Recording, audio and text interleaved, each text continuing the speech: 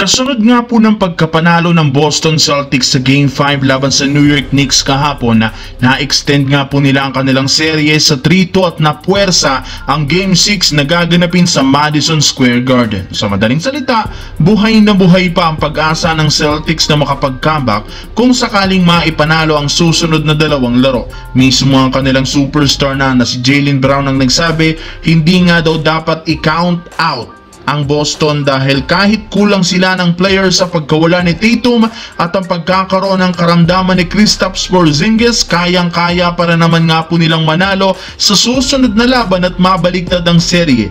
Nagawa na rin naman nilang mapuwersa noon ang Game 7 taong 2023 kontra sa Miami Heat ni Jimmy Butler matapos silang mabaon dito sa 3-1, kaya hindi nga daw malabo na maulit nila ito. At kagaya noon, nagbabala na rin naman ngayon si Jaylen Brown na wag lamang nga daw sila ditong hayaan ng Knicks na makakuha ng isa pang panalo at momentum, dahil kung mangyayari yan, dapat na nga daw ninyong ilista ang Game 7 sa susunod na araw. Sa kabilang banda, sa pagkalaglag nga ng Golden State Warriors sa second round laban sa Minnesota, makakapag-focus na nga ang buong prangkisa sa paggawa ng mga plano sa off-season.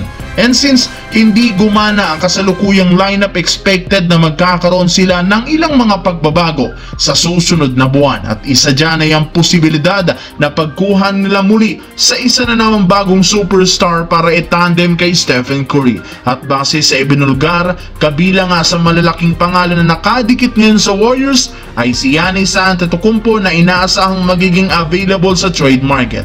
Mismong si Giannis na ang nagsabi, willing at open rin naman siyang maglaro sa ibang team lalo sa Warriors kung mabibigyan ng pagkakataon. Ngunit hindi rin naman magiging madali ang pagkuha nila sa kanya dahil sa laki ng kontrata nito. Kakailanganin nga po nilang isakripisyo ang majority sa mga asset, pati ang kanilang superstar na si Jimmy Butler sa isang trade sa Milwaukee Bucks. Kaya kailangan talaga nilang pag-isipan kung gagawin nila ang ganitong klaseng move.